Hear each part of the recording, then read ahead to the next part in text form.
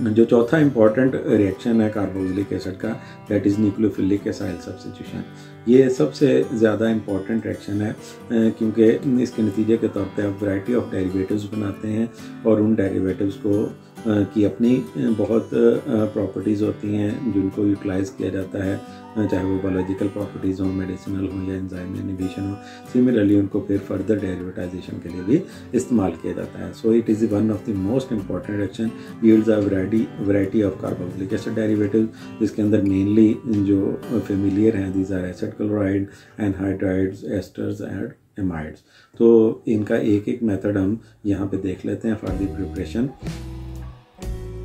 तो सबसे पहले एसिड क्लोराइड हैं। Carboxylic acids are converted into acid chlorides by treatment with thionyl chloride. तो कार्बोक्सिलिक एसिड को थायोनाइल क्लोराइड से ट्रीट करेंगे तो आपके पास जो हाइड्रोक्सिल ग्रुप है वो रिप्लेस हो गया विद क्लोरीन, और इसको हम नाम देंगे एसाइल क्लोराइड का या एसिड क्लोराइड का। ये एक स्पेसिफिक एग्जांपल है जिसके अंदर मेटा मेथॉक्सीफिनाइल एसिटिक एसिड को थायोनाइल क्लोराइड के साथ ट्रीट किया गया है और आपके पास मेटा मेथॉक्सीफिनाइल एसिटाइल क्लोराइड ऑब्टेन किया गया है इन 85% ये। Similarly in this example 2,4,6 trimethyl benzoic acid being treated with thionyl chloride in order to convert it into 2,4,6 trimethyl benzoyl chloride in 90% yield। अब ये रिएक्शन बड़ा नीट है क्योंकि सल्फर डाइऑक्साइड और HCl जो है दोनों को जो है sulphur dioxide in the form of gas leave कर जाती है। सिमिलरली HCl भी अगर टेम्परेचर हाई होगा तो लीव कर जाएगी या फिर सोल्यूशन फॉर्म के अंदर H पॉजिटिव और Cl के अंदर सॉल्युबल रहेगी, तो आप आसानी से जो है अपनी प्रोडक्ट को क्या कर सकते हैं, रिकवर कर सकते हैं। मैकेनिज्म देख लेते हैं। तो आपका थायोनाइल क्लोराइड या सल्फोनाइल क्लोराइड जो है इनिशियली आपकी जो कार्बोनाइल कार्बन है वो अटैक करती है सल्फर के ऊपर। ये डबल बॉन्ड यहाँ शिफ्ट होता है और इसको सपोर्टिंग मिल जाती है ये lone pair of oxygen. So lone pair of oxygen इस बॉन्ड पे शिफ्ट हुआ, डेफिनेटली कार्बन 5 बॉन्ड नहीं बना सकते, ये 5 बॉन्ड मोर अवेलेबल हो गया और इसने अटैक किया सल्फर के ऊपर और ये 5 बॉन्ड ऑक्सीजन के ऊपर शिफ्ट हुआ, तो आपके पास ये एक इंटरमीडिएट बन जाएगा। अब नेक्स्ट स्टेप के अंदर ये समझने के बैकअप है कि ये नेगेटिव चार्ज वापस आएगा। अब दो ऑप्शन है, या तो ये बॉन्ड ब्रेक हो या ये जाए। क्लोरो चूँकि कंपैरेटिवली आसानी से जा सकता है तो ये नेगेटिव चार्ज जैसे ही यहाँ आएगा तो क्लोरो जो है वो लीव कर जाएगा। ये नेगेटिव चार्ज इधर आया, क्लोरो ने लीव किया, क्लोरो नेगेटिव है तो ये जो है प्रोटॉन वो क्या कर लेगा, एब्स्ट्रैक्ट कर लेगा। तो आपके पास HCl मॉलिक्यूल इस इंटरमीडिएट से रिमूव हो जाएगा और आपके पास एसाइल क्लोरोसल्फाइड बन जाएगा। अब ये जो एसाइल क्लोरोसल्फाइड है ये समझ लें कि यहाँ पे जो क्लोराइड है ये आसानी से इस कार्बन के ऊपर अटैक कर सकता है। रीज़न उसकी क्या है कि आपके पास ये अब एक अच्छा लीविंग ग्रुप के तौर पे एक्ट कर सकता है। तो यहाँ पे क्लोराइड इसके ऊपर अटैक करेगा। पहले स्टेप में ये नेगेटिव चार्ज ऑक्सीजन के ऊपर जाएगा और जब ये बैक इसके ऊपर आएगा तो अब ये वाला क्लोरीन की निस्बत ये अच्छा लीविंग ग्रुप है क्योंकि ये बॉन्ड यहाँ पे शिफ्ट होगा, ये क्लोरीन यहाँ से जाएगा तो सल्फर डाइऑक्साइड एक स्टेबल मॉलिक्यूल जनरेट होगा। तो आपके पास अल्टीमेटली क्या बन जाएगा, एसिड क्लोराइड बन जाएगा। सो ये मैकेनिज़्म है जिसके अंदर हम एक कार्बोक्सिलिक एसिड को थायोनाइल क्लोराइड से ट्रीट करते हुए क्या बना सकते हैं, एसिड क्लोराइड के अंदर कन्वर्ट कर सकते हैं।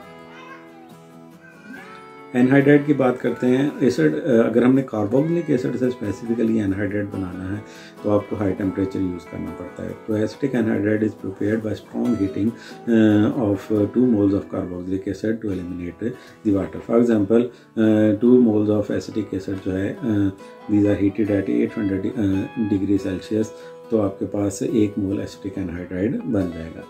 तो ये जस्ट समझाने के लिए मोल बता रहा हूँ कि बेसिकली 2 मॉलिक्यूल जो हैं वो रिएक्टेंट के तौर पे एक्ट करेंगे और वाटर, ये बेसिकली कंडेंसेशन रिएक्शन है और इसके नतीजे के तौर पे वाटर क्या हो जाएगा, एलिमिनेट हो जाएगा और आपके पास कार्बोक्सिलिक एसिड एनहाइड्राइड बन जाएगा। थर्ड जो डेरिवेटिव है एस्टर्स है, कार्बोक्सिलिक एसिड एस्टर, ये हम ऑलरेडी अल्कोहल्स के चैप्टर में डिस्कस कर रहे हैं कि कैटलिस्ट की मौजूदगी में अल्कोहल्स और कार्बोक्सिलिक एसिड एक्ट करते हैं और एस्टर और वाटर बनता है। ठीक है, ये एक एग्जांपल है। ये आपको पता है रिवर्सिबल रिएक्शन है और इसका इक्विलिब्रियम कैसे शिफ्ट करना है, कैसे कंट्रोल करना है, ये सारी चीज़ें हम अल्कोहल्स के अंदर डिस्कस कर रहे हैं। तो यहाँ पे जस्ट उसका एक नो हाउ आपको देनी है। Carboxylic acid alcohol acid catalyse reaction है, तो आपके पास एस्टर और वाटर बन जाएगा। वाटर निकालते जाएंगे तब भी रिएक्शन प्रोडक्ट की तरफ रहेगा, और अगर आप इसके अंदर रिएक्टेंट के अंदर कोई एक चीज़ एक्सेस में यूज़ करेंगे तब भी प्रोडक्ट की तरफ ही इक्विलिब्रियम रहेगा। इसको फिशर एस्टेरिफिकेशन के नाम से जाना जाता है। सो ये प्रोपानोइक एसिड है, उसको ट्रीट किया गया विद 1 ब्यूटानॉल, और आपके पास ब्यूटाइल प्रोपानोएट जो है वो 85% यील्ड के अंदर थ्रू फिशर एस्टेरिफिकेशन अचीव किया गया है। सो एक और तरीका भी है जिसके ज़रिए आप कार्बोक्सिलिक एसिड का अगर साल्ट ले लें, मेटल साल्ट ले लें, उसको ट्रीट करें विद अल्काइल हैलाइड, तो सिंपल SN2 रिएक्शन के ज़रिए भी आप एस्टर बना सकते हैं। फॉर एग्जांपल यहाँ पे सोडियम ब्यूटानोएट जो मेटल अल्कली मेटल साल्ट है कार्बोक्सिलिक एसिड का, वो इस्तेमाल किया गया है। It is been treated with alkyl iodide यानी मिथाइल आयोडाइड। तो ये एनाइन जो है बेसिकली रिएक्ट करेगा एज एन एनाइन, और न्यूक्लियोफाइल के तौर पे इस मिथाइल के ऊपर अटैक करेगा। आयोडो अच्छा लीविंग ग्रुप है, लीव कर जाएगा, तो आपके पास जो कॉरेस्पॉन्डिंग एस्टर है वो आ जाएगा। SN2 रिएक्शन है, इसका मतलब एक ही स्टेप के अंदर ये रिएक्शन कंप्लीट हो जाएगा। अमाइड जो है वो अगर कार्बोक्सिलिक एसिड से अमाइड बनाना है ये क्वाइट डिफ़िकल्ट है, क्योंकि जाहिर बात है अमाइड बनाने के लिए आपको अमाइन इस्तेमाल करना पड़ेगा। तो एक तरफ अमाइन जो कि बेस के तौर पे एक्ट करता है और दूसरी तरफ कार्बोक्सिलिक एसिड जो कि एसिड है, तो बजाय न्यूक्लियोफिलिक सब्स्टिट्यूशन के एसिड बेस रिएक्शन हो जाता है। तो लिहाजा हमें क्या करना पड़ता है, जो आपका जो एसिड कार्बोक्साइल ग्रुप है वो अनरिएक्टिव कार्बोक्सिलेट एनाइन के अंदर हमें उससे पहले लेके जाना पड़ेगा।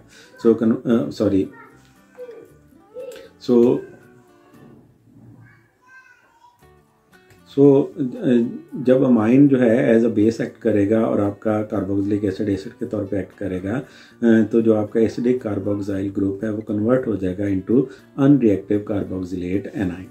ठीक हो गया। सो हम यहाँ पे क्या करते हैं, जो कार्बोक्सिलिक एसिड का OH ग्रुप है उसको रिप्लेस कर देते हैं, या उसको सब्स्टिट्यूट कर देते हैं या कन्वर्ट कर देते हैं into a better non acidic leaving group, ताकि वो एसिड के तौर पे बिहेव ना कर सके और आपके जो अमाइन है जिसने एज अ न्यूक्लियोफाइल एक्ट करना है उसको प्रोटोनेट ना कर सके।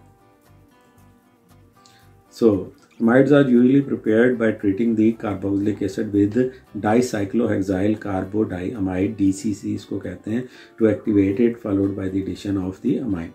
अब यहाँ पे होता क्या है कि हम बेसिकली OH को पहले डील करते हैं ताकि हाइड्रोजन जो है वो एसिडिक जो हाइड्रोजन है वो रिएक्शन के अंदर आपके अमाइन के साथ रिएक्ट ना कर सके। तो इसमें हम पहले DCC लेते हैं, तो डेफिनेटली आपका कार्बोक्सिलिक एसिड है, प्रोटॉन मौजूद है, यहाँ पे नाइट्रोजन है, उसके पास लोन पेयर है, तो ये आपका DCC जो है वो क्या हो जाता है, प्रोटोनेटेड हो जाता है।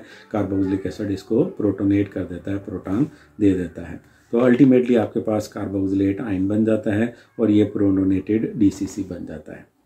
नेक्स्ट स्टेप के अंदर जो आपका कार्बोक्सिलेट है वो ऐड हो जाता है प्रोटोनेटेड DCC को to give an reactive acylating agent. तो ये जो नेगेटिव चार्ज है, अब this can attack on this carbon atom, क्योंकि ये कार्बन अब कंपैरेटिवली क्या हो गई है, इलेक्ट्रो पॉजिटिव हो गई, इलेक्ट्रॉन डेफिशिएंट हो गई है, तो आपके पास ये डबल बॉन्ड इस नाइट्रोजन के ऊपर शिफ्ट होगा, तो ये जो है आपके पास रिएक्टिव एसाइलेटिंग एजेंट बन गया, क्योंकि अब यहाँ पे ये वो स्टेज है जिसके ऊपर आप अमाइन रिएक्शन मिक्सचर के अंदर ऐड कर सकते हैं। अब ये जो अमाइन है ये इस प्रोटॉन को अचीव नहीं करेगा, क्योंकि ये प्रोटॉन ऑलरेडी हमने यूटिलाइज कर दिया इस इंटरमीडिएट को बनाने के लिए। सो अमाइन जो है अब यहाँ पे इस कार्बोनाइल कार्बन के ऊपर अटैक करेगा, ये डबल बॉन्ड यहाँ शिफ्ट होगा और यहाँ पे आपके पास जो कार्बोनाइल कार्बन है उसकी लिंकेज एस्टेब्लिश हो जाएगी विद योर अमाइन। ठीक हो गया।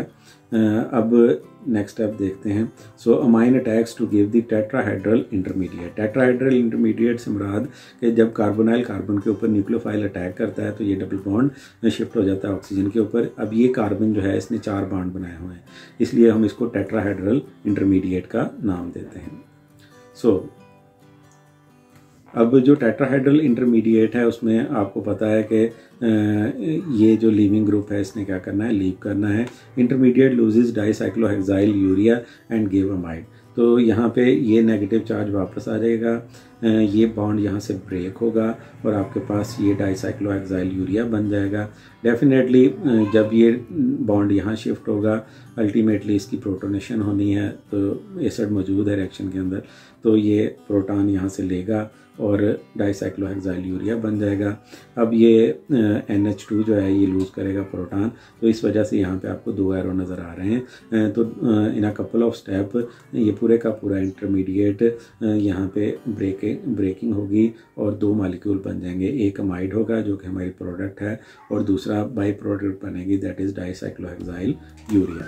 तो इस तरह हम इस रिएक्शन मैकेनिज़्म को फॉलो करते हुए जो कार्बोक्सिलिक एसिड है उसको अमाइड के अंदर कन्वर्ट कर सकते हैं। सिंपल अमोनिया कार्बोक्सिलिक एसिड को मिक्स करेंगे तो एसिड बेस रिएक्शन होगा, सब्स्टिट्यूशन रिएक्शन नहीं हो पाएगा। ये बुक्स हैं जिनको कंसल्ट किया गया है in order to make this presentation, और फॉर फर्दर रीडिंग यही बुक जो है रिकमेंडेड की जाती हैं for further studies. Thank you so much for your interest. Allah Hafiz, fi aman Allah.